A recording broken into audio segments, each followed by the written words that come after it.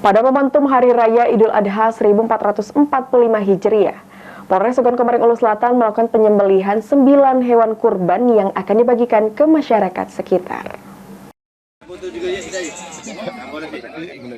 Sebagai bentuk rasa syukur dan berbagi kepada sesama, Polres Ogan Komering Ulu Selatan menyembelih 5 ekor sapi dan 4 ekor kambing pada Hari Raya Idul Adha 1445 Hijriah tahun 2024.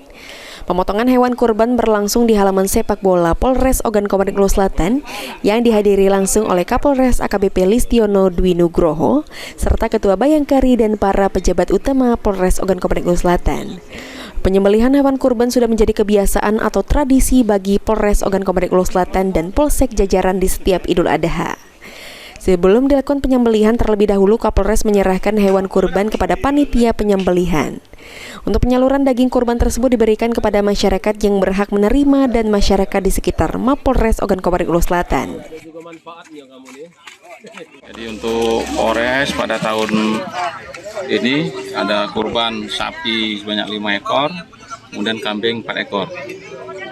Ini korban sendiri sudah jadi kebiasaan kita per tahun atau seperti apa ini, Pak?